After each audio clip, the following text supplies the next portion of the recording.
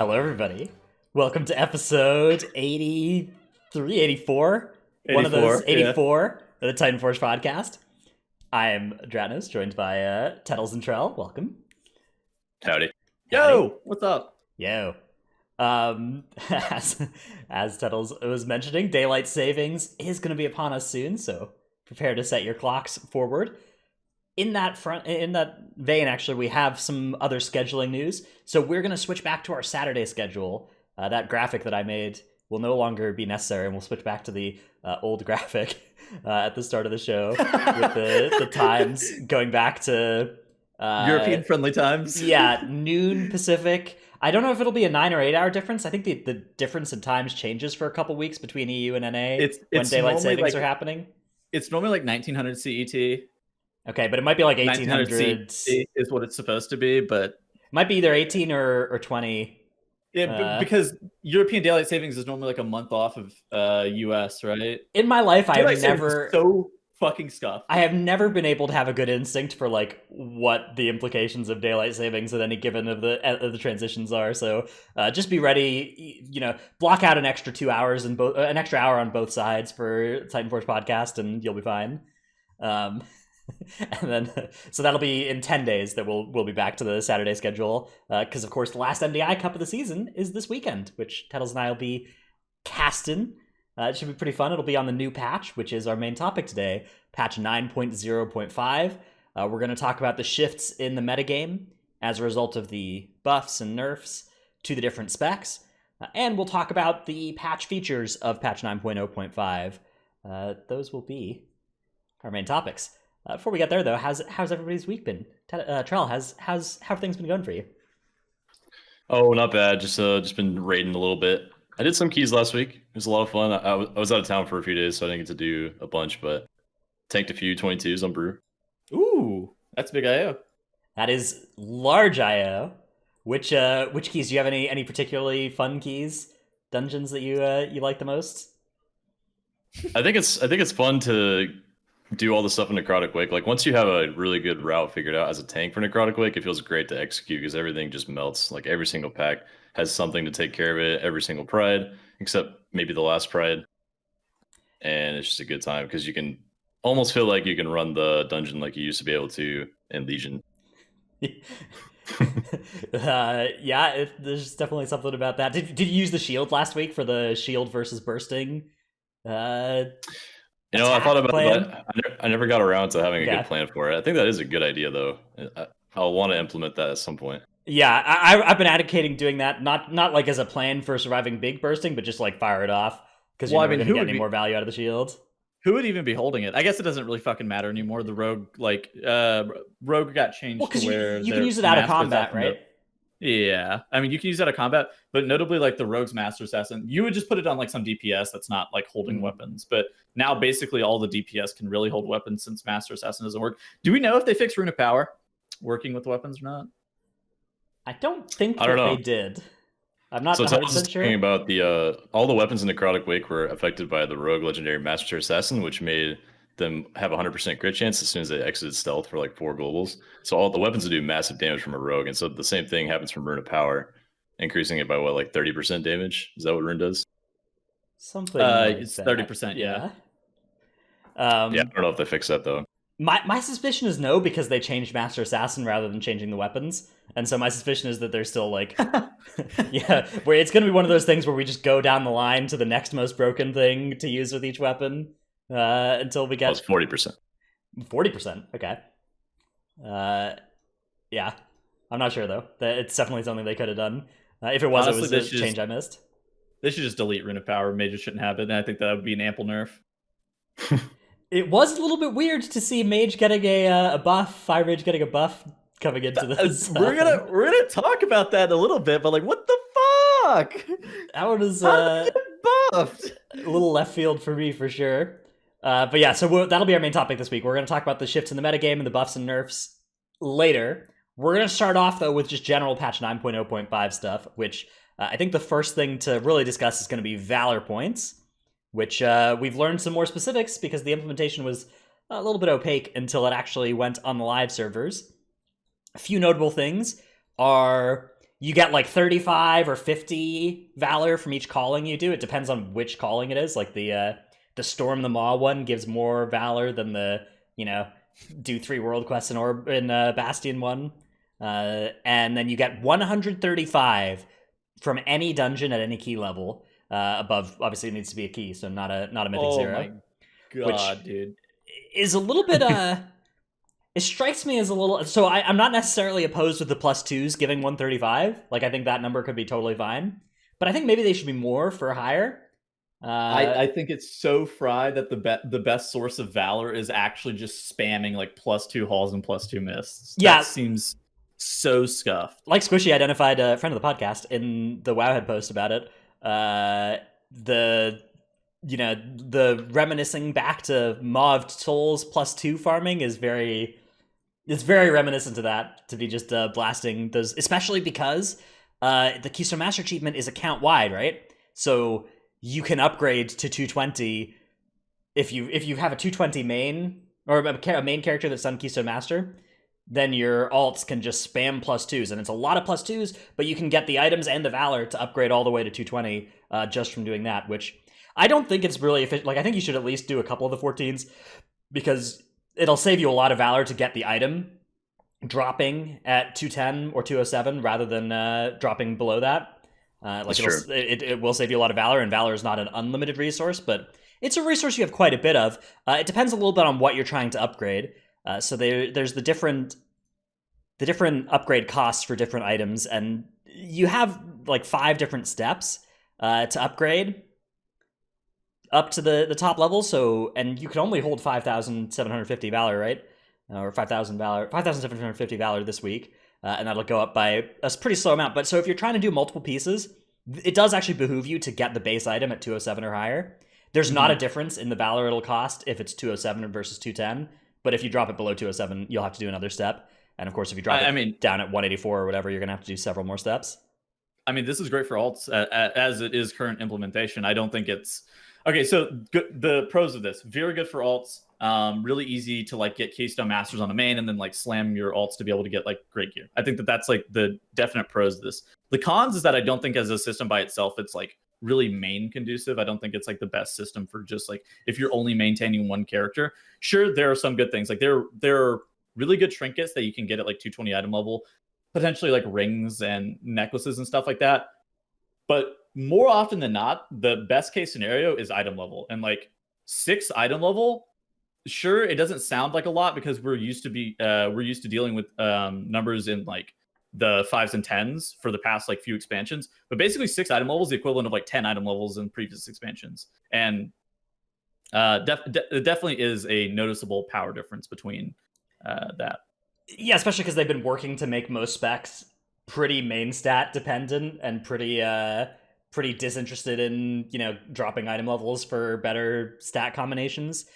So yeah, I think your diagnosis is correct that especially at this point in time, like mythic rating mains have little to gain from the Valor point system for the most part, with the exception of Inscrutable Quantum Device or Blood Spattered Scale or that trinket out of Spires or the trinket out of Theater, right? Like those sort of items at 220 are absolutely worth considering for a lot of classes. Things like Halls of Atonement Ring also is like really good because it's like so mastery heavy. Right. And there's no primary stat on rings, so those are the slots where specs are most willing to drop item levels if they have a disparity between how good secondaries are for them.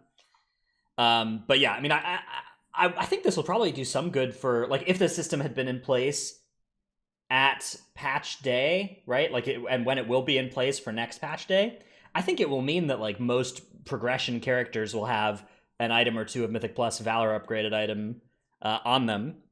Yeah, I would agree. Like I think this would have represented for Hall of Fame guilds probably 2 or 3 220s in slot.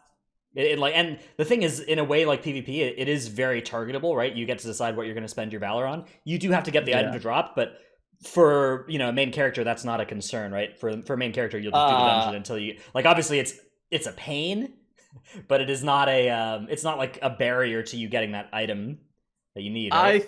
I think that's I think that's coming from an opinion of somebody who would end up running like funnel groups too, though. Like all three of us would run funnel groups, meaning that we would have people like prioritizing us to trade us shit that we need. Like, and it's like, oh, I need this really bad. I don't care if this is your healer like dream to have this IQD. You need to give this to me right now. I need it. Maybe. I mean, I don't. I like. I mean, I play tank, so the first couple weeks of the patch, I just get yoinked. You just into trade whatever everything group. anyways. Yeah, trade all the all the stuff as well. But I think that it's like for a mythic rating main.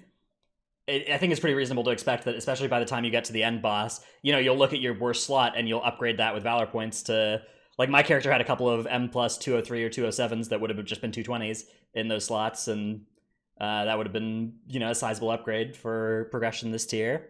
Yeah. Especially if the PvP cap resets, which I assume it will, right? Like you get one PvP item and then you just like find your other worst slot and fill that with Valor. Right. For a few weeks at least. So yeah, certainly the one problem with this system from my perspective is that, PvP came in at a really high level at the start of the expansion, and then during this patch they've buffed both raid gear and PV and Mythic Plus gear, right? And I think those were good because I think there was such a big disparity with PvP. But the problem I foresee is that start of patch, that player who can do all three forms of content and who does, grind all three forms of content is going to be gearing up 3 times as fast as somebody who does just one. And I think they should gear up faster definitely. and gear up better. Like, I think that's reasonable, but I think that there should be systems in place to prevent it from being 3 times, right? I think there should be diminishing returns for each form of content you do beyond the first, such that it's not like a huge advantage, right? I think that there are advantages that are big enough to be very significant that all the high-end players will chase, that will be less punishing for the one form of content only players. Yeah. We'll see how it ends up shaking up. I'm sure that there will be like a lot of different problems. I mean, I remember at the beginning of the patch, we speculated that this wasn't going to. I at least speculated this wasn't going to be a huge issue of like, oh, I thought this was just like gear hangover. No, this system actually just sucks ass with how the gearing works. And then you look to the future and you're like, how the hell am I going to get a 4-set bonus ever? Well, there's no 2 sets are not on the horizon, right? For 9-1, it's if those are coming, it would be 9-2 now at the earliest. My suspicion is that's going to be one of the things that just kind of goes off into the distance and is always at some point in the future. But maybe I could be wrong about that. I don't know. I mean, I think the Valor points represents like a serious amount of work that they've put in to try and address the problems that people were having with the system as it was. So I think that definitely deserves a lot of credit. And I mean, nitpicks aside, I think that the system is going to be very good for a large amount of players that we're feeling extremely underwhelmed with the incentive to run Mythic Plus this expansion. I think basically if you don't Mythic Raid too, like this is like pretty good. Yeah, if you don't have access to those 226s from raid and PvP, the gear is incredible out of this. This is very good. And even if you do, I mean, this is still targetable. Not targetable, but if you're like a full-time M plus player, you'll have like leech items that you can upgrade as well. I'm looking forward to being able to target leech items. Like, what do you think the odds of getting a leech blood spatter scale from the other side is? You probably have to run like 500 or 1,000 other sides before you're expecting to see one. I'm not sure. Pretty large number. Oh, pain! Everything is just pain. So yeah, that'll be fun. Can't wait to do that next year for just the same item but 30 item levels higher. Okay, a noticeable problem about this, and I mean it's a problem with the Mythic Plus system in general, is that loot gets fucking stale. Like Mythic Plus loot is awful, man. Like it, especially once. Okay, right now it's like not that bad, but whenever I have to run double on use for the fucking 3rd consecutive patch in a row or something like that, because it's just not bad, because you can still get Imperial Ordnance and IQD, you're just like, oh, I fucking hate this. This is awful. Yeah, the gear changing from patch to patch was a big feature up until BFA, right? Where like you would have just very different items because all your items were, you'd have all your armor was tier set armor and your trinkets were raid trinkets or whatever from the tier. And now it's like, okay, PvP gear and M plus gear, these are the same items but just bumped up by 30 item levels to 26 each patch. Yeah, I mean Legion at least had a bunch of like random shit that, okay, there was obviously like there was a few stupid stuff. Legion had tier sets still. Memento of Angrboda is definitely something that was like a thing. The Core Stars Arcway like 2 set. That That was good for Boomkin, so it wasn't that popular outside of like the non-leather ones weren't that popular. That was fucking annoying to farm, I must say. Maybe that was just a Mugen specific thing, but like that was also fucking annoying. But like at the same time, yeah, like you said, there's tier bonuses. More often than not, the trinkets from dungeons kind of sucked. There was like a couple of like exceptions, like the Memento of Anger, but that one was like really good, and then basically all the other trinkets were like, well, because they made great great raid trinkets as well back then, and they haven't done that as much starting in BFA. Like the good raid trinkets have been there's been like one or two. It's not been like most of them are good. So like Draught of Souls. Yeah, Draught of Souls is but even just like the random other ones where there were like stat sticks as well from raid. There was Convergence of Fates from the boss before Draught of Souls.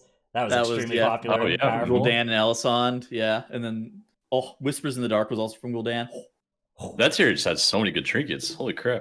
Well, then the tier after that, Tomb of Sargeras, they had like 6 trinkets too. They had the owl trinket from Sisters of the Moon, and the Moonblades, and the what was it? The tank CDR trinket. Tank trinket, the reduce your major CD. Wait a minute. There's been like 4 Convergence of Fate trinkets in the last 2 expansions. Yeah. And then if you think about like Vision of Perfection sort of being in that space as well. Yeah, Vision, yeah, exactly. But yeah, anyways, dude, it's so weird to me that like trinkets like have about the same like slot value in terms of like damage gain as like bracers and hands and shit. And I've never really understood that. Why isn't it the same like slot value as at least like the chest, the helmet, potentially even like the weapon? Like why isn't it just fucking enormous gain per trinket? Maybe they just don't want to see swings like that, like BIS trinkets versus not. But I feel like that's kind of like, I feel like trinkets are supposed to be kind of cool. Yeah, they feel lackluster as fuck. A lot of problems in like WAD and MOP balancing were like random trinkets that were just wild beyond belief, right? Even in Legion, dude, you had you had like weapon auras and like random class auras scaling with trinkets, like Fire Mage, like just increased the fire damage of PPD from Garathi Worldbreaker, so they wore that for forever. Both warrior specs on Holy DKs scaled Draught of Souls as well with Mastery. Yeah. I didn't hate that, but I do understand why they got rid of it. Yeah, I thought it was kind of sick. Personally, but... I'm not advocating for like return to the Legion level of trinkets. I just think I think the raid trinket should be better than the dungeon trinkets, so that we get some trinket variety from patch to patch. I agree with that. Dungeon trinkets should be like something you have if you have it at like I think the dungeon ones could 20 be, item levels higher. Like or you make those the generic, stat. Well, the problem, I mean, they kind of have done that, right? Like there's just the haste one from Spires, and like the problem is that it's so hard to balance non-generic stats that usually they just undershoot those ones, and the generic stats are just the best option for a lot of specs. So I don't know, it's tough. What are these fucking stat sticks only from dungeons anyways? What do you guys think about the instructor's bell that you wear like 80 eye levels lower than current eye levels? I still wear that shit. I don't know what you're talking about. I don't know why 184 trinket leaving me at 225 eye level, even though my max is like 228. You haven't gotten a nice one out of your mission table or callings or anything yet? Yeah, dude. Let me just continue to reroll my mission table and do all of my fucking Bastion callings for 8 more months, and then maybe I'll have one finally. Well, yeah, it's very sick. It's like the dungeon trinkets where you get the BIS one right before the next patch comes out, and then just it's now again 26 item levels below. Do you remember that bullshit Devil Soul Shock Baton? Yes. This is like a fucking ancient throwback. That trinket was bullshit, and I have like fucking PTSD from Suramar. Trying to farm that bullshit ass trinket too. And then I have this goddamn bell that I'm farming in current Shadowlands. That Shock Baton, and it was like 850 as a World Quest reward, and that was good for a lot of specs, but it could Titanforge. So every time it was up, you had to go and do that just in case you could Titanforge that thing up to, because if you got that thing up to like 875 or whatever, you're just like, oh, that thing was your top damage. It was bullshit. It was like fucking 8% of your damage or something. It was like Devil Sore Lash. You're like, what the fuck, man? Yeah, you remember Arcana Crystal as well, that expansion from Wither Gym? Oh my god. Every single character is so good. Yeah. Anyways. And then they added the relinquished trinket system, and you were just rolling those, trying to get Arcana Crystals and Stat 6. Yep. Yeah. The trinket system's so bad, but sometimes you have... I mean... Honestly, oh god, it was so bad whenever that was current, but looking back on it, that was kind of funny. Yeah, I mean, that's the thing, right? Is there's always going to be problems with the system, but they're laying the track in front of them as the train's going, so it's always going to be bumpy ride. Sure. Now we can look back at things like farming blood of the enemy and be like, oh, I remember that time we wasted 4 weeks of our lives farming blood of the enemy. It's so funny. Hey, you remember that one time that Dratos, this dumbass, literally spent a full week farming blood of the enemy on 8 Dude, it was characters? comp stomp. It was comp stomp. It was the only way to get that from PvE content. That was yeah, One time 200. and I was like, never again. 210,000 honor across the account farmed up. Whew. Yes. So good. The cops stop like fucking week-long stream. Dratos streaming 12 hours a day of just cop stop. I would come to his chat, yo, have you stood up in the past few hours? He goes, no, I haven't stood up in 8 hours, man. I've just been grinding cop stop. And I'm like, holy shit. He would end his stream, and it's like 9 a.m. Central, and it's just like, what the fuck, man? Yeah, I remember like getting to work, like opening Twitch on my other screen and seeing Dranos still farming honor. Dude, you know, I had to get the blood of the enemy, though. I didn't want to play characters that didn't have that, right? It would be like having a character that just, like, could only play one Covenant at a time if you couldn't have all your essences, which coincidentally is the design of this expansion, and I'm not happy about it. All right, let's talk a little bit about the rage changes as well. Because we did have some balancing to raids worth mentioning. Council of Blood has been gutted, just completely demolished here, with basically the last. If Niklaus is last, the fight is a lot less. Which was that was the limit strat. That's the strat that many guilds do. It's now a lot safer to kite the Veteran Stone Guard, a lot easier to kill it, a lot easier to survive it, whether you're kiting it or tanking it. Basically, whatever your strategy was before, it's much more likely to work there. And they also reduced that's nice. Dancing Fever damage. They reduced the Dancing Fools if you're going to do Stavros last. And then they reduced the damage of Soul Spikes, which I don't know what that is. I assume that's some weird order. some weird shit that I love that we just don't know what half of the abilities are. It's a fight where you actually don't learn some of the mechanics because you just never do the boss in that order, right? Like there's Frida last is actually I don't know if did you ever see that YouTube video of that one guild that did Frida last? It's like void zones on the floor, right? That you have to keep running away from, right? Yes. Then they like filled up their whole entire room. That was their prog kill too, by the way. I was like, what is this? Also, it was a weird one. Also, we have the mythic Crossrealm Mythic Castlanathria is now available, starting for all players, thanks to the Alliance Hall of Fame filling up.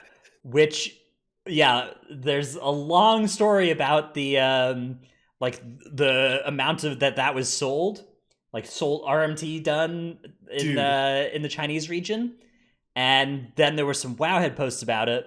Where go ahead. You want to tell the story, Tuttles? I was going to say, I looked this up for context, and then you can finish this off. I looked this up for context. In one singular guild, I went and scrolled through their fucking characters on their sheet to see how many unique characters had killed Sire Denathrius on Mythic, and these motherfuckers had 900 characters on their logs.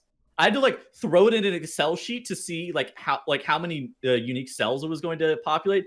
They had 900 unique characters on their logs, meaning that they piloted so many fucking people to get Sire Denathrius Mythic kills. Yeah, that's like 50 pilots or something, at least, even if there's generous raid rostering and alts and stuff. I mean, they're probably doing some sales, right? Like some right. Not just the pilots, but they're probably doing some sales. So that's probably some of that. Like probably some people's alts. Yeah, they're probably some people's alts. They may be doing multiple runs a week, so that's also like a thing that may be happening. So for those 900 is so fucking many. For those out of the loop, basically what happened with the bottom 25 slots of the Alliance Hall of Fame. It's not 100% confirmed, but the strong suspicion, and there's quite a bit of evidence pointing to it, is that many of the runs on the bottom of the list here are the same players just piloting the accounts of the people that purchased Hall of Fame for their guild or for their characters, and so this got publicized and posted around, and there was some uproar about it, which then led to this incredible story of NetEase, which is the company that runs WoW in China, interviewing players for suspected RMT. And so they called them up and quizzed them on the mechanics of Mythic Sire Denathrius, right? So they called I them actually up. saw a funny meme about that, and it was like an intimidating picture and it said name every mechanic, and I was like, oh crap, I don't even know if I could name every mechanic. Oh, you're a Mythic Raider? Name every mechanic. Yeah. Yeah, Massacre and Ravage. I don't know. Others. Good luck to those people that got piloted. Yeah, well, because the thing is, there's at least one player in my guild that you could give this interview to who played he played for us on the fight that could not answer any of these questions. Oh, In fact, during think the boss fight, I don't think he would have been able to tell you anything about what was going on. Just completely what's clueless. going on? Yeah, I think all of our raiders could tell you what's going on. I don't know if they named the fucking abilities. Every single week, he's like, "Did Massacre get faster?" Does he die every week? And then like after like 5 pulls of the new cultist animation, he was like, "Did they change how this mechanic looks?" Not immediately. Whenever you saw it, you're like, "Oh, what the fuck? They changed this." It was 5 pulls in, huh? So thank goodness there hasn't been an inquisition on us there, because they called up that guy, our whole guild's getting banned. What do you think about them interviewing people like that to try to see if they're piloting? There's no way this is like a sustainable actual policy for how you deal with suspected RMT, right? Like, that's just so, like, I could see it maybe just being a one-off thing in this one case, but it's not like this can actually be the way that you handle RMT, right? Because like if you do, then just the RMT companies will just give all the players like a little list of what the answers to the questions are, right, and how the fight works. Well, I heard that they may be like looking to arrest these fucking people too. Okay. I have no idea. That was also thrown around. I don't know the legitimacy of that such like claims, but I did read that somewhere. Obviously, that's like unsubstantiated. Everything we're getting is extremely secondhand here. The Wowhead article suggests that the 30-day ban was from a different suspension, and the punitive actions in this case are ranging from deleting the achievement up to 7-day suspension. So pretty light touch, although deleting the achievement, of course, invalidates the purpose of what you've done there. So I guess that accomplishes a lot of deterrence if people expect that's going to happen. I don't know. I mean, I think the Chinese community is also pretty pissed about this level of piloting. Like, what the fuck is that? Yeah. Well, I think the bigger problem is that it locks out a lot of Hall of Fame spots for the players in the rest of the world, right? And it even happened on Horde too. I think the very last week before Hall of Fame filled up, like the night before, there was like 8 or 9 Chinese kills. I'm pretty sure most of them are suspected as sales and piloting. So it's pretty scary for a lot of guilds out there. It's whenever you see the kill times as well, where there's like 3 guilds that kill the boss within within like an hour of each other. That's definitely the kind of thing that leads to suspicion. But then I think the most damning evidence is just the Warcraft logs that have like 5 Mythic Sire kills with different sets of characters logged to the same log. How would you even do that? Like, would you just have like one person from your guild like transfer over who has like the skip open, so you don't have to fucking reclear the whole instance? Like, maybe you get them to clear up to 9 of 10 or something, or 8 of 10, or maybe you like get the lockout up there at a previous time. Why would you buy a pilot at that point? Why would you buy somebody? That's so weird. I'm not sure. Maybe it's guilds that are like panicking because the Hall of Fame is about to close, and they want to get in. Because like Charles said, there was potentially some of this done right at the end of the Horde Hall of Fame closing, and then like a month and a half later, the Alliance Hall of Fame gets closed, and that's when it happens there as well. I don't know. I mean, I'm not sure. On the other hand, it's nice that the Crossrealm Mythic is open. Yeah, I guess. Fuck. Guess that's. But I agree. I empathize very much with any guilds that missed out on a title that would have earned it with the kill time they had if it weren't for RMT sales above. There was also a lot when this came out. There's a lot of discussion about how this happens more than you think in other regions at higher levels as well. I haven't heard of any of this in to this level in NA of like full on piloting a 20-person roster. I know it used to happen on a smaller scale years ago, but I don't think I've heard of anything in the last few years. Definitely used to. Right. So, I don't know if I want to throw like guild names around, but there are definitely a couple notable guild. I guess the guild's dead now. Wildcard Gaming was notable for piloting a bunch of fucking. Yeah, true. Guild's been dead for a while at this point, so I guess it doesn't really matter. Wildcard Gaming piloted so many fucking guilds for a long time, but and a lot of guilds, like any guild that is around today, but that existed pre like Nighthold, probably was involved in this kind of stuff. That was the Nighthold was like when the kind of the hammer came down from Blizzard in NA and EU that this was, you know, that you couldn't do this kind of RMT stuff. Fuck, what is there? There is that one guild that's is it Unwealthy Homeless Men? God, there's one European guild that's known for like heavy like piloting too. I struggle. I don't want to like, you know, just list guild names without any evidence or anything, especially because like I think that many guilds were, you know, back when it was basically allowed, it was de facto allowed by Blizzard, were involved in this kind of stuff, because, you know, you make a living if you can make a living from playing the game, right? That's Oh yeah, no, I don't ever blame anybody for fucking piloting characters. I mean, dude, if you commit a large portion of your time and your life to it, and like, well, like, I mean, it was understandable when it was basically allowed, right? Now that it's not allowed, obviously Blizzard's going to ban it, and, you know, you shouldn't do it because you shouldn't get your stuff banned. But back when it was basically the law of the land, you know, I don't have a. I mean, I do hate game when the game like gets devalued by the existence of RMT and the prevalence of it, but I find it hard to make an ethical argument against RMT in a game with basically company sanctioned RMT with the WoW token, right? Like, yeah, where you can just, I would agree. Yeah, you pay, you whip out your credit card, buy 40 WoW tokens, and buy 4 BOEs at the start of the tier, and that is an incredible power spike that is effectively pay to win. So in game, I have a particular problem with RMT in games where it introduces pay to win into an otherwise impossible to pay to win game, but WoW isn't that. So yeah, I don't have a special ethical problem with it, but obviously I would advise people not to do it because you don't want to get banned. And the likelihood is overwhelming, especially if you are an NA or EU, that you would get banned, especially for this kind of stuff. Usually, almost every RMT situation that I've heard about, even the people that think they're getting away with it, within 6 months they'll ban your whole fucking guild too. Yeah, dude, the whole thing collapses.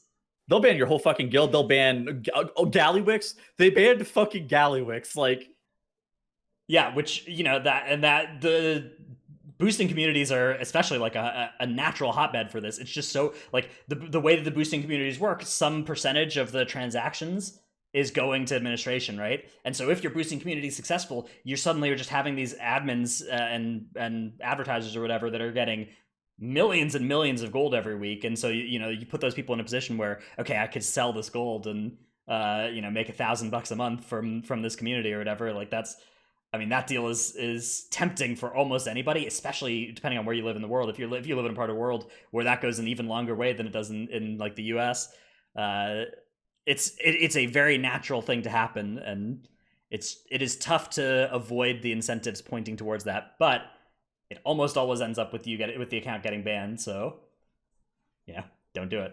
Don't RMT. Don't get your account banned. That's not the way to go. But I would say, moral high ground against it is not something that I'm a fan of either. Have you guys ever RMT'd? No. No. I have. What the fuck? It is just me then. Shit. I don't think so. But I think it was a long time ago, right, Tuttles?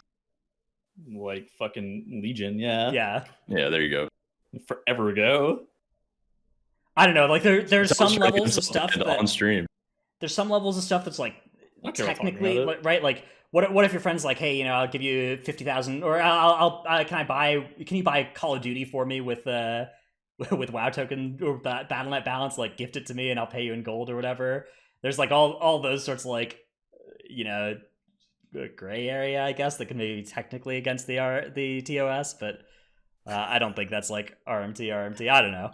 You're right. I wasn't boosting them. I was coaching them. Oh, of course. I was coaching them through Kill Jaden and Gul'dan. I see. just 19 people helping somebody learn the fight. Providing education. That's dude. It was sick. It was actually really lucrative at the time. That's the thing. Yeah, it was extremely lucrative back then. But then a lot of top guilds got banned for it, and all the others that didn't were like, "Oh, this is not anymore." the whole entire guild, we got like $2,000 for a Gul'dan sale. Right. He's like, what the fuck? He's just like, I guess. It's like $100 cuts for all of us. I was like, what the fuck is happening, man? Yeah, it's not bad for sure. Yeah, it's not something that really exists anymore though in this region because I would not do it anymore. Well, and the thing is, like you could probably do it once, but then you're getting your whole guild's accounts banned, right? And so it's like instead of getting this, being able to print $100 per week off of it or whatever, you're in a situation where just from a purely self-interested perspective, you're now looking at, okay, now I need to make a new account, and that's like the amount of effort that's involved in that is way not worth it anymore. So the incentives are no longer there to create that kind of play. But it's clear that in regions where they don't enforce that, or where the enforcement is less strict, there are still incentives for big time, more blatant RMT. So yeah, happens. It is always something to keep an eye out on, and I'm definitely empathetic as well for given that it is a global Hall of Fame. I think that there should be definitely some global enforcement of standards so that it's not unfair between regions about who can do what to get in the Hall of Fame. Is that technically doable? Like to see too. I'm not sure. But, I mean, if it's not, then there shouldn't be a global Hall of Fame. I don't know. Yeah, that's fair. That's fair. That's a good way to wrap that up, too. All right. Let's move on to our Tip of the Week segment. My tip of the week is that you can buy Marks of Honor for Honor now, which this exchange rate is not particularly compelling, but if you've used all the, if you have a bunch of extra honor, and especially if you're near honor cap and especially if you want to actively delete your honor, which is sometimes important because if you're near honor cap, you can't get credit towards that like earn 1,500 honor from Rated Battlegrounds quest that you want to do for Conquest. You can now buy Marks of Honor. So 5 Marks of Honor for 2,000 honor is now available from Purveyor Zokul in Oribos. So this is the one that sells the PvP, items, the aspirants stuff, and the legendary powers. And so you have some extra honor, buy this stuff, and get some extra Marks of Honor. Maybe buy some cool transmog for yourself. I don't know. Do whatever you like with it. Buying transmog is the only thing you can do. So enjoy that. Pog. All right, it's better than being capped on honor and be like, what the fuck do I spend this on? Yeah. Trell, what is your tip of the week? Mine has to do with dungeons, as usual. Avalanche potions from Legion are actually really useful this X-Pack again. There's 2 dungeons in particular, Spires and the other side. And Spires, after the last boss, if you want to skip the 100% Pride and you're not a class with a slow fall or something to break your fall damage, you can just Avalanche potion all the way back down and finish off the Usurpers to get count. And in the other side, you can actually use an Avalanche potion on the Dealer's Ironic boss. And you can, I think, immune like 3 or 4 jumps in the air in a row, depending on the mechanics you get. Because Avalanche potion lasts a minute, and it'll keep you slow fall the entire time, basically. So if you're a class like Monk, where you can only transcend every other, then it'll save you like a good 8 or 9k fall damage every other jump in the air mechanic, which is actually really important on higher level Mythic Plus keys. Wait, the elixir doesn't go like it stays active for multiple of those falls in a row? That's so weird. Yeah. I thought it went away when you landed with it, but I thought it was supposed to as well. That's maybe they broke that at some point because I thought it behaved like that. Maybe I've just never tried to fall twice with it in 1 minute though. I remember using these things on Fallen Avatar. We had Avalanche Pot on our way down. That was the big one. Yeah, that was. It's kind of cool to like mass Avalanche Pot as a raid group. You're all just like a bunch of flaming balls of rock. It turns these meteors. It's actually so cool. This is a great elixir. Surprising to me that it's not, that it works in Shadowlands as well, given that they made most old alchemy and stuff not work this expansion. So, it was an oversight, but it's cool. There's also been the cool engineering updates as well, right? The taunt belt tinker from Cataclysm that people have been using a little bit as well. In addition to like the BFA shield belt and the BFA knock belt, there's this belt from Kata that is it makes like a target dummy that taunts for a couple seconds, basically like a little tree.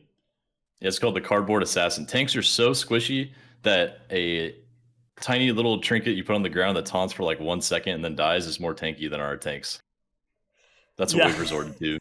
It's a little weird for sure, but it's there. All right, Tettles, has for us a clip of the week from Dude, friend of the show, Yummy TV.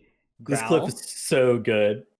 So what's going on here? This is They're 24 fighting Halls of Halkias. Atonement. Okay. Yeah. Dodges a swirly.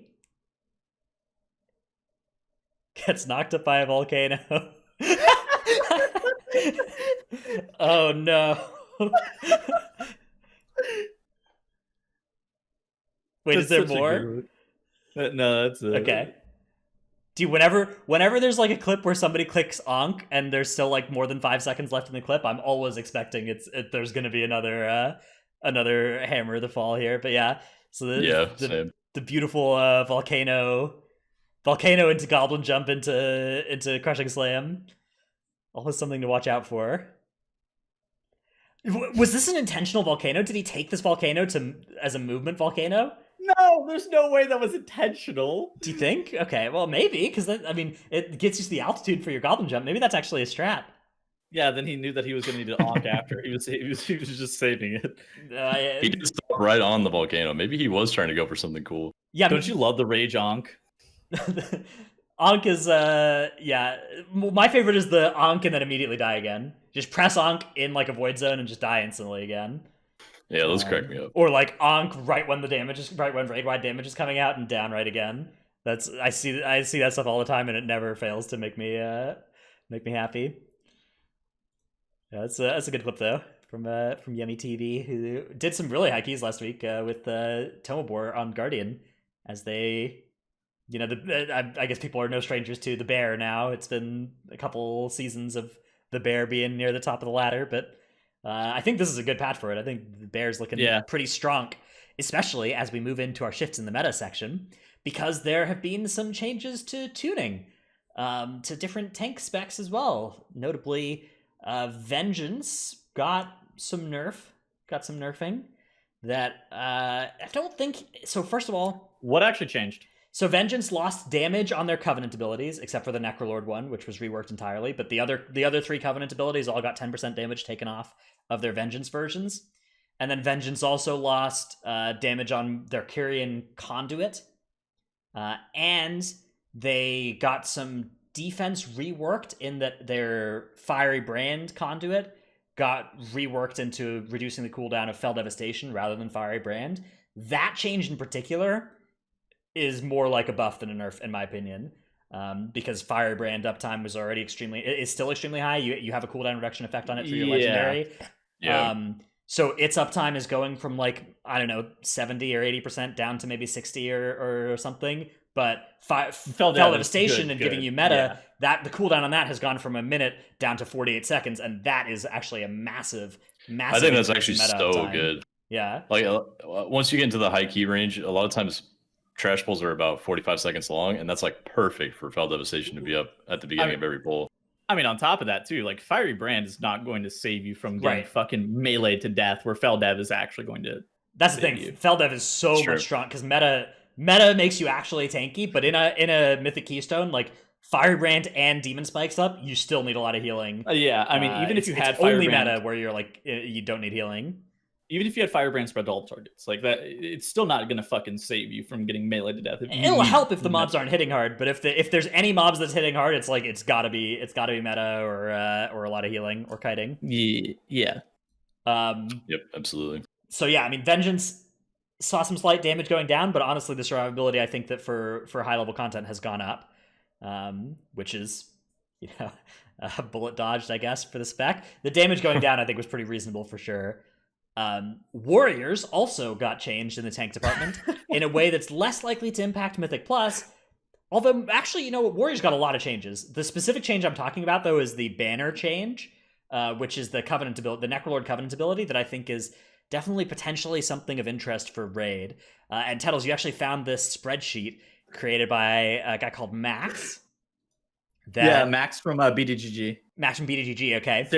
Sarah Line, Max. Yeah. Interesting. Okay, cool. That also inspired by Word Up's. I remember Word Up had the Wind Fury Totem version of this spreadsheet, but this is a beautiful looking spreadsheet. We'll have a link to it in the description stuff as well, that has not only the 5-minute sim, who's going to get the most benefit from a banner, which the answer is Moonkin, Fire Mage, and Athlock. are the three top ones, but also in the opener with Bloodlust, who's getting the most value? And the answer here is is those specs as well, Moonkin but Fire also Deathlock, yeah. also Shadow, also Unholy, also Venthyr, also Arms, all getting up there as well. So there's a lot of good information here, and this is a pretty sizable percentage gain in DPS for specs, right? Like this is if you can hit 2 Moonkins there, you're providing those 2 Moonkins with 3.5% buff each. That's wow, that's almost like Chaos Brand, except it's on 2 players instead of 30 or 20. So big value, extreme value.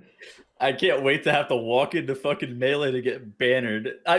Dude, can you imagine just you next season, you just feed your fucking Moonkins Night Fae Priest abilities to get their Celestial alignment down to 2 minutes, and then you drop the fucking Warrior banner on them so they have CA Convoke every 2 minutes. That would be so stupid for a couple of fights. Like, I don't even know how that would be a thing.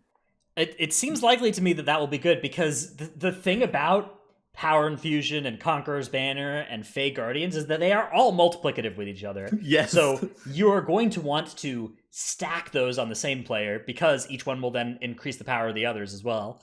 And so, yeah, something like 2 Moonkins, 2 Night Fae Priests, 1 Protection Warrior, just providing that support squad for the Boomkins, right, is something that I could absolutely see being good.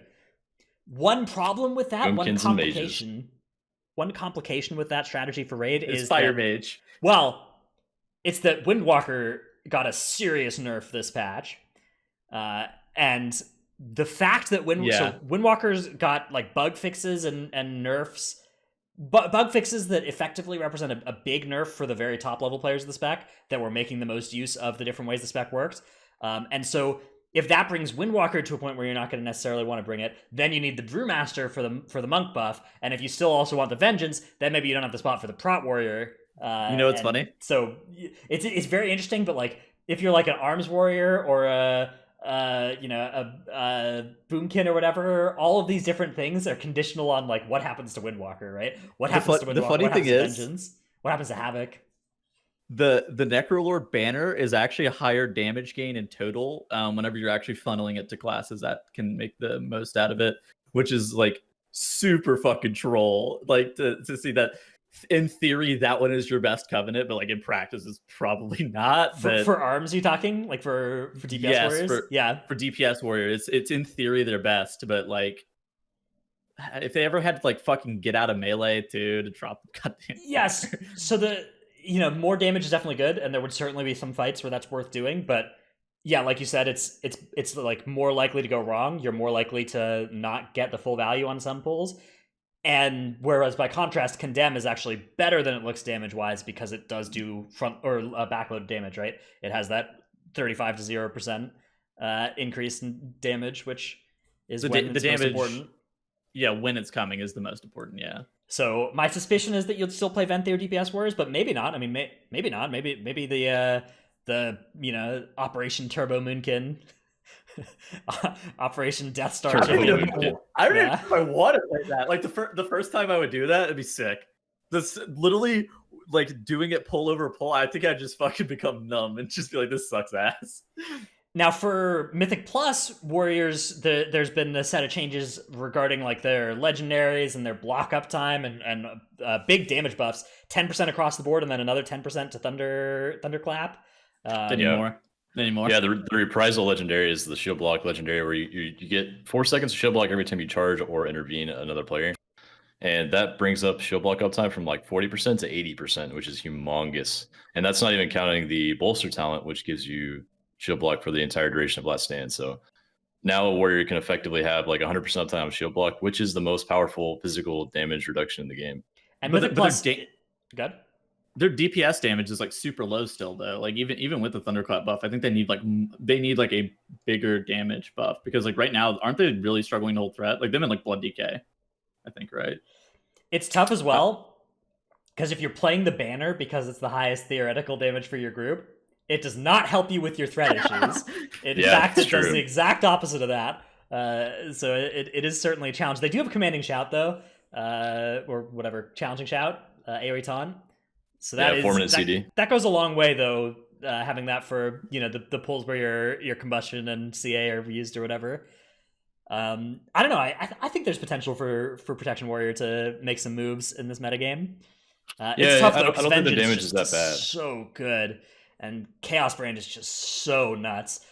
Like I don't know, the fact that if you were looking at this Conqueror's banner thing, right, and you're like seeing these high numbers in blue being like 3.6, 3.3, and then Chaos Brand just exists and is just like everybody gets it without it being a Covenant choice, just by having the Demon Hunter in your group without needing to time it properly and everything is I feel like that should help illustrate just how much value you're getting out of that. Okay, in addition to those changes, we talked a little bit about the Windwalker nerf, which it's tough to exactly explain, but basically they fixed a ton of bugs around it.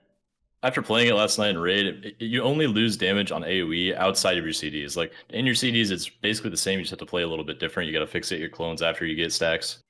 But outside of your cooldowns, you can't maintain high stacks, so you don't do as much AoE damage. So that's about it. Honestly, single target's just fine on Monk. Monk's not dead. It's just a little bit worse in AoE.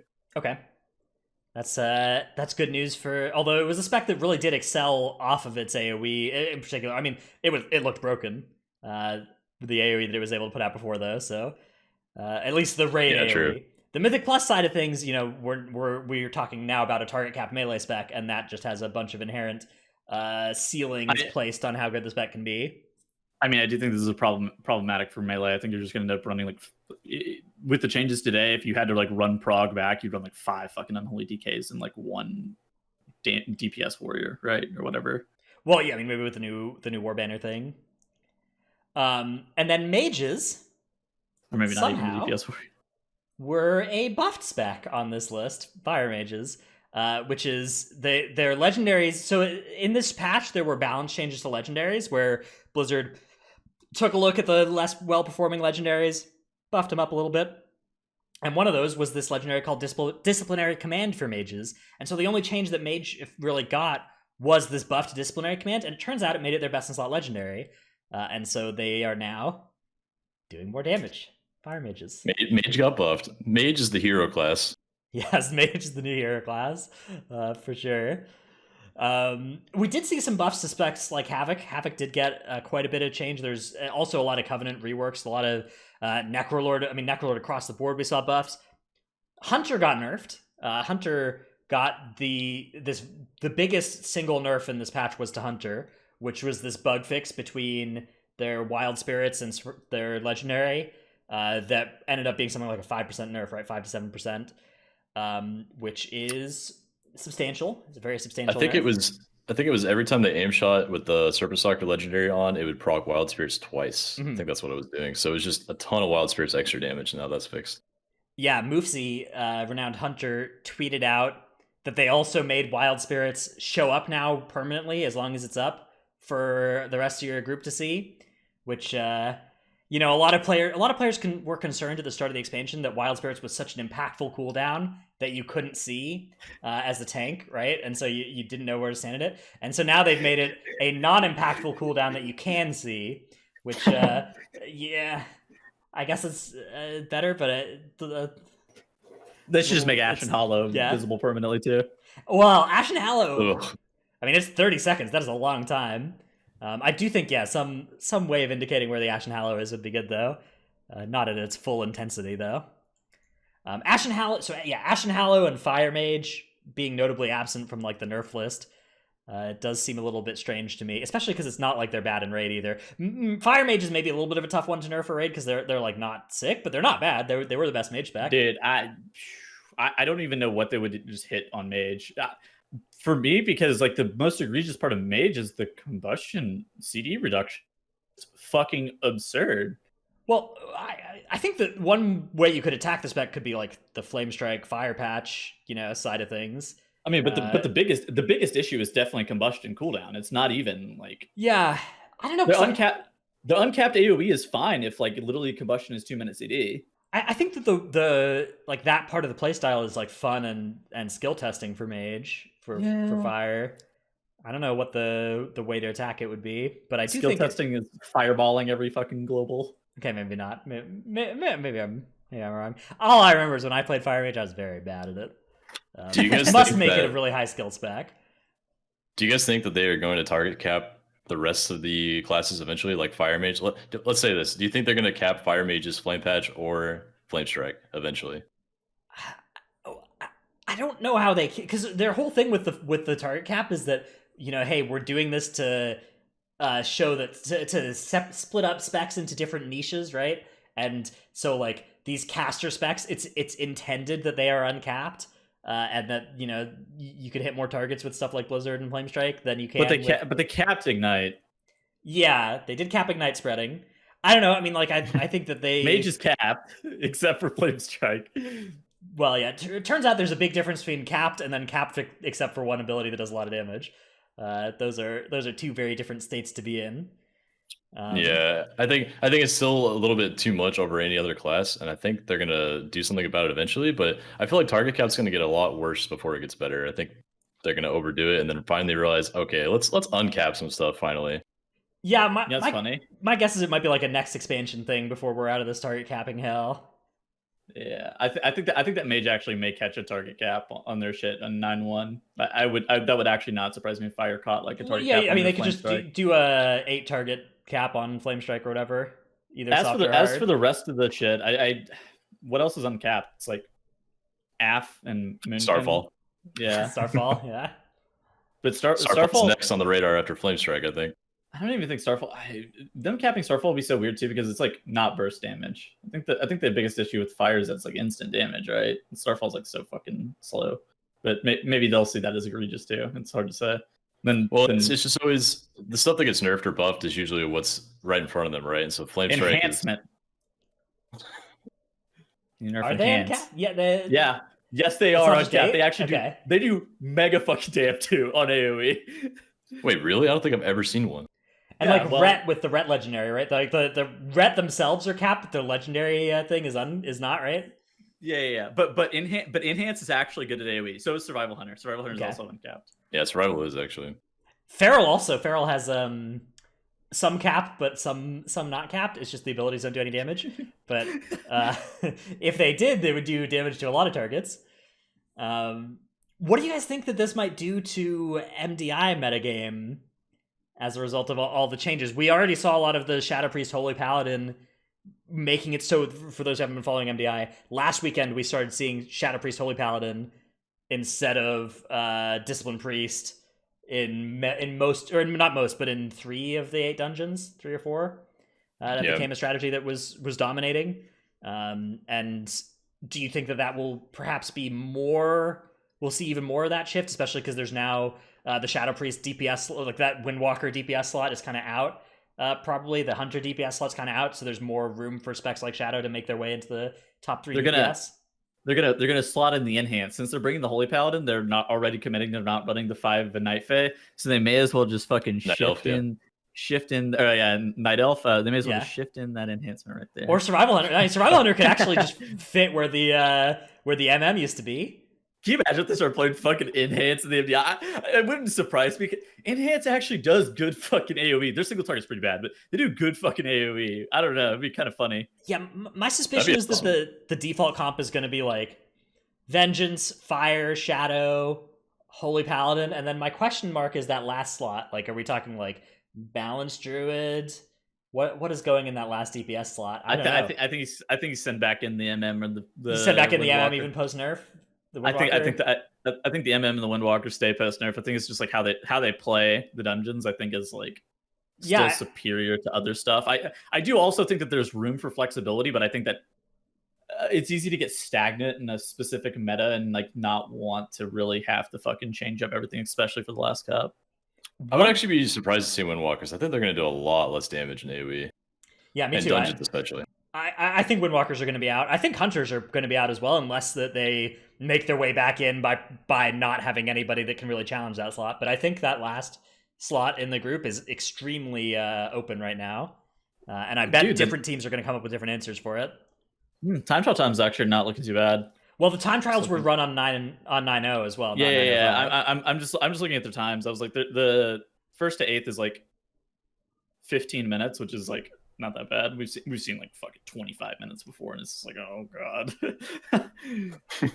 Yeah, the level of competition in this season of the MDI between like seeds 1 through 6 or even 1 through 7 each cup have been pretty high.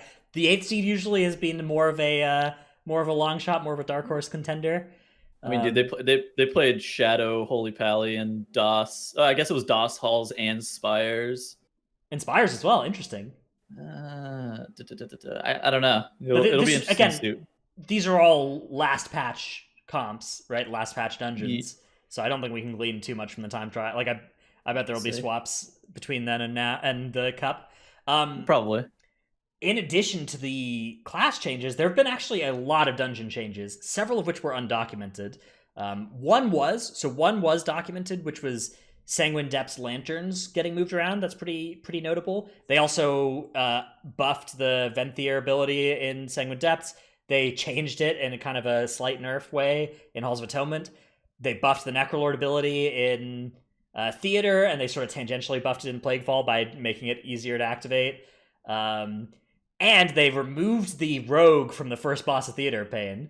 Just that rogue that would come and stun you. Zero the underhanded. Entirely vanished from the game, as is appropriate for rogues to do. That's so funny that they just removed it. Yeah, that was such a weird mechanic. If you're all kind of in melee, any AoE that would hit it would just make it not ever appear and delete the mechanic from the fight. Or it could just wipe the group by slaying the healer in Narnia, and then nobody was able to get her. You remember the Temple of Sethralist snakes that would that copped like a 200% damage nerf randomly? You just sat there, you look at them like, what the fuck is this nerf? This feels very similar to that. You're just like, what the fuck? Well, I think that this mechanic in particular is one of the ones that's most frustrating for players in like Pug content, because it is one of those mechanics that they have absolutely no agency over when it happens to them, right? Like you are entirely at the mercy of the other 4 players in your group to save you when this thing happens, right? It's not like, oh, somebody could have got that kick, or somebody should have done something. It could have been me, and like I can't get all the kicks, but like I could have done something about it. It's just like, oh, you're stunned. I hope you have somebody else in your group helping you, or you put on your PvP trinket for this dungeon, or you're a hunter and put a freezing trap beneath your feet. Yeah, that's an epic choice. Big move. That is actually that was. I remember that being the play against the snakes as well. Did you guys hear that they put a Plague Rock back in Plaguefall? I think this was actually my mistake. I think they didn't merge the branches on the patches from last time around, and they just forgot to delete the Plague Rocks. Oh no! For real? What the hell? So I think the Plague Rocks are back in Plaguefall, unless I'm wrong. I just heard that. Like in the beginning with the bad ones. Yeah, with the Mushroom Boys. All right, that mushroom pack is literally off limits. Do not fucking pull that. You have to now invisibility potion. I remember when they deleted a Plague Rock from the start of the dungeon, but it was the wrong one. It like wasn't the one that was causing everybody problems, and so they ended up deleting that one as well. Oh yeah. Mm-hmm. Yeah. Oh, the flying one. Yeah. That one was fucking annoying because it would just like combat you perma too. Okay, yeah, maybe it was also a problem. It was not one that I'd had problems with. So in addition to those documented changes, of which those will be impactful on the MDI, the Lantern and Sanguine Depths one also definitely potentially might matter for pathing in that dungeon. They've removed all of the pre-dungeon shenanigans, which maybe your first time hearing about this, but there were ways that you could like pre-set up buffs, especially Necrotic Wake and Sanguine Depths, and bring them into a dungeon. Those have been removed, which is good. Missatuna Scythe, this is a big one. You can't pull through the wall anymore. The window is closed. That was really fucking troll. It's not clear to me to what extent there's like no way to pull anything at all anymore in the maze, or if it's just like they band-aided a couple specific ones, because in the MDI in particular, that was a pretty crucial part of the strategy, right? Was there were several now spots in the maze where teams were pulling, all of the nearby rooms in for big count. So yeah, I'm curious about how they approach this. I mean, it seems to me like you could just make mobs not spawn until you walk into their room, but somebody in chat says you can still pull double frog. Interesting. Oh, never mind. So can do double frog. So yeah, it sounds like it was more in the vein of the Band-Aid fix rather than the addressing the root of the problem. Wait, they fixed the good pull and not the bad pull? Wait. So I fight 2 mobs. I hate that fighting 2 mobs by itself bit. I loved that you could add 4 more mobs to that and make it less of a boring pull. And it's so bad to just Yeah, that was by actually really itself. nice. 6 target pull right after a boss where everyone has, or at least most people usually have CDs. It's really nice. Yeah, it depended a little bit on exactly what key level you were at. 'Cause sometimes you burn all your cooldowns to try and one phase the boss or whatever, but other Yeah, times true. it not. It's just breakpoints. Plaguefall, the mirror image strategy on the third boss, has been broken. That doesn't work anymore. You can't just break out all the ads with mirror image anymore, which good change as far as I'm Apparently concerned. That's fair. Apparently, it still works in normal, but not mythic. That's so weird. Oh, I know why that's the case too. Okay, so the normal Plague Ball is actually the Mythic Plague Fall version from like early beta. It just was Right. never updated. Yeah, because So that's, I think it keeps all the old bugs and all that. the because of that. tentacles are still, there's still only the two, right? There's not like the bunch of extra ones that stop you from going around the sides. I remembered running into those first time and doing the dungeon on like a mythic. There's a bunch of new tentacles. That Yeah, was not I don't know what's expecting. going on with Plague Fall. It's just like avoiding the updates they put in for patches or something because there's just all kinds of weird stuff going on there. And then they fixed the spears on Davos in Spires of Ascension, which is a welcome change Should've. as far as I'm concerned. That's that was. I mean, it was kind of cool. It was a cool mechanic, but it was also very tough to explain. I'm not sure. I'm not sure to what extent they fixed the spears. I'm not sure if they completely removed the achievement spears on M plus, or if they fixed them to not spawn the fucking orbs. I don't know to what extent that got Interesting. fixed. Yeah, all of these changes are potentially in that space of like, depending on how they fixed it, they might not have fixed it as well. Because like, Yeah, it's like, oh, maybe you could still mirror image like at the perfect time and it'll break the ads out. Maybe you can still use the spears at a different time and still get the effect, right? Okay.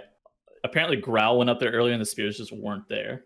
Interesting. Okay. Which is that might actually do it. I mean, Do you guys remember the second boss in Eltharian's Lair from Legion? They tried to fix the recordings from identifying the totems, and they tried to fix it like 9 times, and people found a way to break it every single time. I remember on that boss you could taunt right before he went into the totem as well, and like he wouldn't go into phase. That was but one of the ways. They kept like nerfing that so that it got to like a 2-frame window to do it, but they never got it to 0. Well, yeah, no, they got it to a 2-frame window, and you got around that by fucking juggling a warlock pet into a tree taunt, and you can still get it.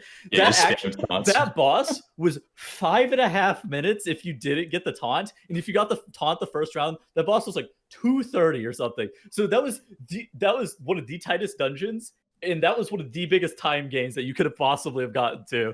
It was so fucking troll.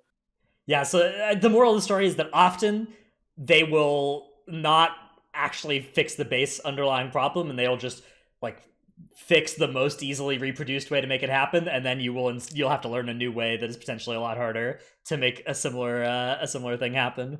But it sounds like the solution of just removing the spears from Mythic Plus entirely is the actual way to fix the base problem on Davos. So kudos if that's the that's good. That's good. They did that. Juggling ranged warlock pet taunt was still just the funniest fucking thing.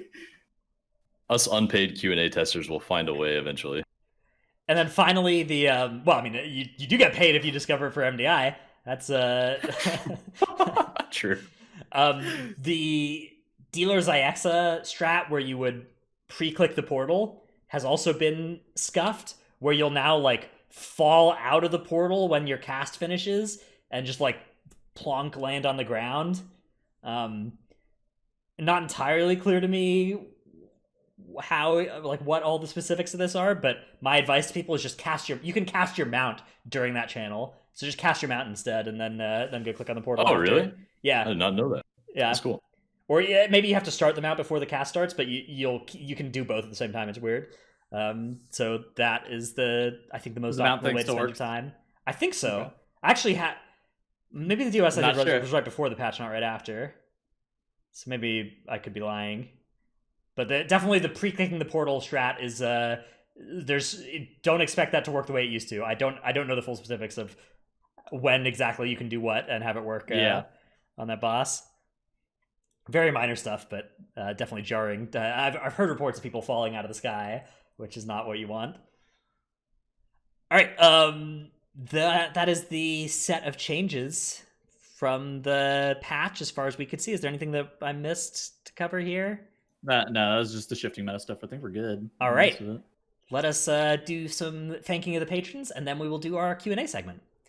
So the wonderful patrons include Paul of US Proudmore, Sports Bra Hot Venthier GF of US Tichondrius, Riley, Mists a Scam Dungeon full of scam mechanics and scam bosses, Awkward Stone Mall, Best 201 Disc Priest, and new Hero of the Horse. I wonder if that's supposed to be Hero of the Horde. It is. I think it's a running joke in the Titanforge community, though. Okay. All right. Oh, it was Hero of the he said something to me last week about horse, and I just corrected it to horde. Wait, maybe I should have left it as horse. Okay. I didn't realize it was a fucking meme. That's a good meme. Dratnos' Dino Pillow, Chromed, Trekkie, The Marsh Hare, Regulus, Never Nude, Chewy. Dratnos, aka Daddy role-playing as the next Ouroboros savior. I wish I was good at acronyms. Thanks, Daddy. ZibXX. Salty Senny, Necros, Rebdil, Nevuk, Sinmora, Eevee, Oh God, Please Buff Frosty K and PvE. Stevenson. Love the Constantinople bit. Take Light of the Protector and Frenzied Regen off of GCD. Thank you. I spent an embarrassing amount of time planning and practicing that. that was ridiculous when you did it. I was like, what the fuck is going on?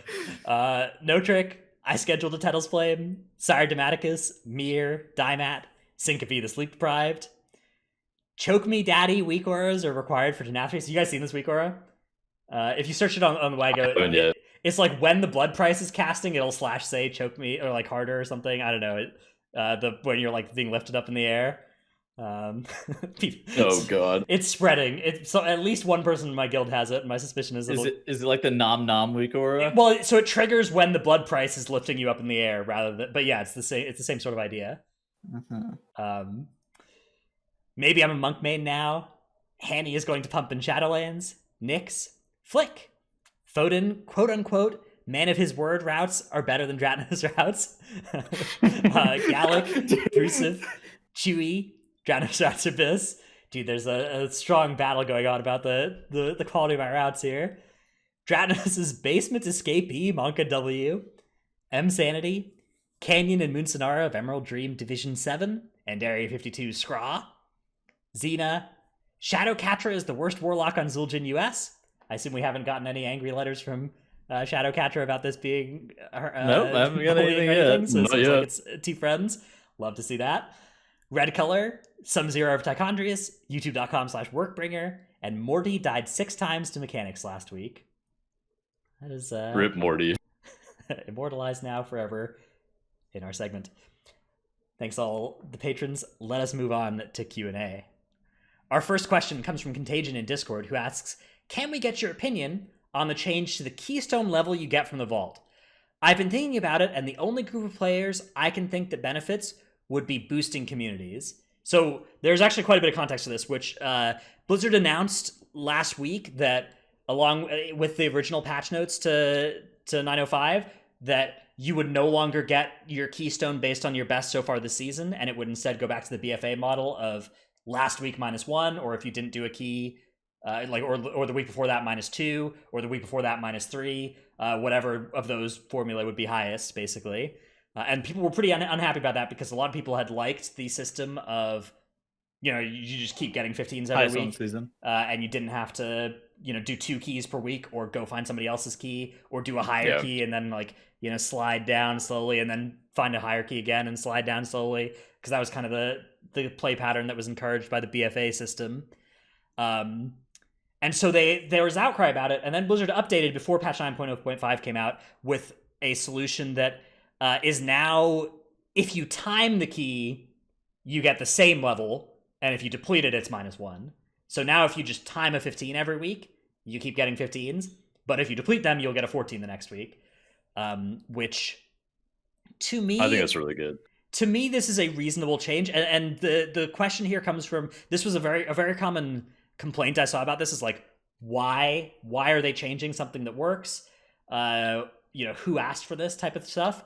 But I think that there was a set of players that, if you got boosted through a 15 or whatever, boosted through a 19, and you're getting 18 keys in your box each week, and your character is you only are capable of doing 6s normally or 5s or whatever, that's a lot of lowering of keys to do. And so I think it's reasonable that 1 high key completion there were players who it was like you know a jarring experience to be locked at getting the high level key every week. Now, the problem comes about from how annoying it is to lower a key, especially if you need to lower it more than 10 levels. It's impossible to do it without planning ahead by more than an hour. So that is another way to attack this. But I do think that is something that a lot of people don't consider is thinking about that, those sort like whether there are more casual players who could perhaps have pushed up more seriously in 1 week with like a group, and then they're like pugging most weeks and they're getting these keys out of their box that are several levels higher than what they can do. And even if it's at that level they can do, they don't have that like pushing up key experience, or they just kind of are in this spot where they're kind of locked into this cycle of weekly no levering their key every week, which I'm sympathetic to wanting to fix that. So I think that the compromise they've come out with here is a great middle ground, where basically most players are now going to be in a spot where they're still going to be fine. It is still a little bit worse for a couple sets of players. If you are if you were somebody who only played every other week, every couple weeks or whatever, it was nice to just kind of be locked to getting a nice high key that you could keep using. Definitely, that was something that was cool for some players. But on the other hand, I don't necessarily have a problem with saying, hey, if you want to keep your key high, you do keys, right? Also for like push groups, one nice thing about this system was that like you do a 26 one fortified week, and then you don't have to like weekly no lever the week before next push week to try and set yourself up with good keys going into that week. But those are very small subsets of players, and my guess is most people like that are going to be totally fine. And I think that the compromise they've landed on here is a really good one. That basically does everything that one could. Like, I think that almost any type of player should be totally fine with this setup here. I think it's definitely a better setup than what we've had in the past. Yeah, I agree. I think it's slightly worse than what we had recently. I think it is worse. Like, it's worse for a lot of sets of a lot of players. It's slightly worse for, but I do think it is better for some players as well. That I think it also. I mean, I appreciate the incentivizing of timing keys as well. I think this is a nice way to do that without it being too punishing to like. Because there's always this struggle with the game design between like how much do you want to incentivize the key to be timed versus how much do you want to not punish and like not cause people to leave when it's clear the key is depleted. And I think that this solution actually lands pretty well in terms of being a way that I think is healthy to increase the value of timing your key. Because I think there are a lot of ways you can do it that are pretty unhealthy out there as well. All right. Next question comes from Xanthos in Discord, who asks... This is a long one. Yeah. Now that Hall of Fame is closed for both factions, before the launch of Shadowlands, we were worried that people were going to feel forced into having multiple of the same class to feel optimal in whatever content they were pushing at the moment. How do we feel this worked out? Was this a community perception or worry that never became a thing or an issue? Will these issues arise again in future tiers as balance changes occur? And how do we think Covenants have worked out so far compared to other systems WoW has had in the last couple expansions? Many parts to this question. I'll field this first. Okay. So I'll field this first. I think that the reason that you don't see people having multiple characters of the same class is because of the difficulty to gear. Right now, even if you're a suboptimal Covenant, how hard it is to actually gear up a full character from scratch is like impossibly hard, to the point where sure, there may be a better Covenant specifically, but you would be better off just swapping Covenants on your main character than having like a secondary character, to the point where we even had stuff like our Shadow Priest played Necrolord for a lot of prog, swapped to Night Fae for Siren and Athris, right? I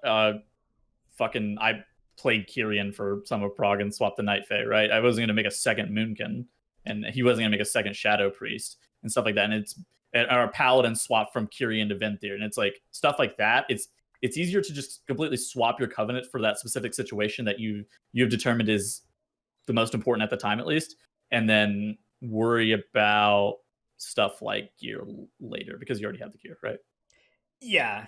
So like I've always been critical of the system, but for the record, I've always said that people outside of the very top levels it was always going to be more miserable to have multiple of the same class than to do Yes. whatever with the Covenant system. Which isn't that isn't an argument in favor of a Covenant system being restrictive. It's just an argument that like having multiple of the same class, trying to gear multiple of the same class, is incredibly bad. That's a level of misery that almost nobody is willing to tolerate in a game they play for fun. So I think it makes sense that we haven't seen the fears that people had about that happening really be realized. There's a little bit of that happening in the very top level guilds, but even then, most people are just in a position where they'll just re-covenant their character. Because the thing is that most really top level players, you just have one thing that you're doing at a time, right? Like your character is either raiding is your top priority or you're done with the raid. And so that's like most players in like World Hall of Fame guilds, for instance, all of our characters were best raid covenant for progression. And then as soon as progression was done, which for us is 5 to 7 weeks into patch, right? 5 weeks for my guild or something. For limit and stuff, it's 2 weeks. So for guilds like this, then for the remainder of the patch, you're free to do a Mythic Plus Covenant or a PvP Covenant. So my worries were, first of all, it still feels bad to be the worst Covenant in Raid or M+, during that time. But also for the players that aren't in a guild where they are done with progression after the first month.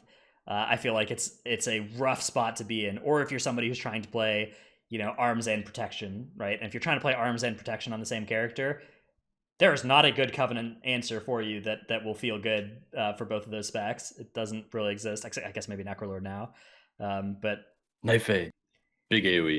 Yeah, but regardless, like you're always going to be like wanting to be Venthyr when you're playing arms for a lot of stuff. You're always going to want to be, Kyrian warrior for different stuff, and you can come up with some compromises. You can find a Covenant that you like. There are certainly a lot of people who like identify with the Covenant and have attached to it and feel great about it. And I think for those players, the Covenant balance has landed in a place where they're never going to feel like they can't really compete as a result of the Covenant they're playing. And to Blizzard's credit, the most egregious cases of like if you wanted to be a Necrolord DH, for instance, they've like looked at those and brought those up so that it's less bad if that's your Covenant class fantasy or whatever. But I do think that it's a lot less fun to be it's pretty unfun to be the wrong Covenant for something specific. So like this season I PvP'd up to 2400 for gear as a Kyrian Demon Hunter, and like oof. It was hard. It was kind of fun, challenging, but like if I could play Fae, I would PvP more. I'd try to go for Gladiator. But I'm not gonna do it as Night Fae. Like I don't want it, and I'm not gonna switch to Fae either. I'm not gonna burn my Covenant swap. I'm not gonna re-level all the renown. Like they've succeeded at making me not want to swap, but the answer is not me doing the content in the suboptimal stuff. The answer is just me not doing the content and playing other video games. Do you feel like you're a Kyrian Demon Hunter? No, because I'm probably going to swap next tier. If there's, I will just be whatever the best one is for the raid, and then like if I get into M+ for season or something, I'll swap over to an M+ one if there's a clear reason. Do you think? PvP, but again, more likely the answer is just rather than feeling suboptimal, which for me is not fun, I'll just play other games. Do you think they accomplished their goal? I don't think their goal was for me to not play. I don't know. Feels bad. Their goal is like make a meaningful choice, but I don't know. I feel like they actually did accomplish their goal, but we all don't like it. So it's kind of weird. Yeah. I don't know. I mean, I feel like a lot of players are looking to make swaps now, though, right?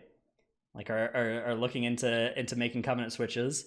I think the majority of people I know either have swapped or are looking at doing a swap for next patch now, which has made the choice. I mean, I bet that their goal from the start would have been that they would have wanted most players to pick one and stick with it for their character for the whole expansion, right? And I don't think, I think it's much more likely than not that I will swap my character at least once this expansion, and I think most high-end players are going to. I think you're right. I think I'll probably swap every character. Right, swapped already. Yeah, I swapped literally during Heroic Week because I was like, holy fuck, I made a mistake. Right. Which I mean, I don't know. It's tough for me, but a lot of the players that I've seen being initially pretty pro the system have maybe if they haven't yet come around to the idea being bad, have come around to like, hey, this implementation is bad. And I don't see how the implementation could have been better given their goals, because I feel like all the like micro decisions they've made around it, given their like objectives, have been really good. I feel like they've come up with a lot of good ways to keep the balancing good. I feel like they've done a lot of good stuff with like which ones they've picked to buff, and I don't think you could have asked for a better delivery of the vision, but I still am critical of the vision. All right, hear me out. I'll do them a favor. Delete conduits, make covenants swappable, and then we go again. Yeah. You can even keep the soulbind system the way it is and just delete fucking conduits. I'm so down. Watching MDI, it makes me so so sad when like the priest plays like 3 different covenants in 3 different dungeons based on like which one they want for a different thing, and I just like that's not transmissible to live, at all. This we can't even swap we can't even swap conduits between dungeons. There's a limitation on that. Okay, the conduit energy part, I will never understand how that is still in the game. I have yet to hear any story of anybody having a positive experience as a result of conduit energy. But the main argument I've heard in defense of it is this hasn't affected me. So if there's something that like 99% of people are like, this hasn't affected me, and 1% of people are like, this is the worst thing to have ever happened, I feel like that's a pretty clear change. I feel like this hasn't affected me isn't a good argument for not changing system. I think that's a good argument for like, okay, well, how has it affected the people it has affected? But I don't know. I actually, on our latest Titanforge Mimosas and Mythic Plus event this last Saturday, I played a soulbind with 2 empty conduits because I didn't have enough conduit energy. Like, that's what I literally had to do. At the very if they want to band-aid the system again, at the very least it should just not cost energy to slot into an empty socket. Like, come on, that's wild that costs energy. Blows my mind. Last Q&A question, which is more of a Q&A PSA, comes from A Fields, who asks, did we mention the Invis Potion bugs as of yesterday? Which is that there are now several abilities that will break Invispot. Among them, Ghost Wolf, I think if you have Spirit Wolf talented. Haramir, which is the soulbind for Necrolords. And Fleshcraft in some way. I don't know the specifics of it, but basically there are effects that will like tick as healing on you that will break your Invispot, right? Pretty much. Oh, interesting. And it's de-stealthing people randomly whenever it ticks on you, and it's just like really annoying. Yeah. So it must be what Stagger was doing for a long time, where it just briefly takes you out of stealth and then you go back into stealth. But Invispots would just end entirely in that case. Apparently, the file trinket, the ooze stack. I heard about that. Yeah. I saw a tweet from like Undead about it, I think, or Yoda or some. Either Undead or Yoda. It's always one of them that is the first with the scoop on whatever the new bug trinket is. The new bug shit. Yeah. So just be careful if you're invis-potting. You know, be ready for your invis-pot skips to fail, and then try and identify which of those things it was, and be aware that that's what appears to be causing it, is various like healing or damage tick effects that are breaking out that aura. Good call, A Fields. Thanks for letting us know. I forgot about that. Yeah, it was good call. All right, that's our Q&A segment for the week, and that is our show for the week. We will be back on Saturday, not Saturday the 13th, which is in 3 days, but Saturday the 20th for our next live show here on TTV Tettles. It will also be earlier than these shows have been on Wednesdays, and then we will be going back to Sundays for the podcast, like for the YouTube and iTunes and stuff versions of the show as well. So it'll be a little bit of a longer delay before our next show, and then we'll be back to the weekend cadence as the MDI will be over of the regular season at least. So thanks for watching, and see you then. Peace.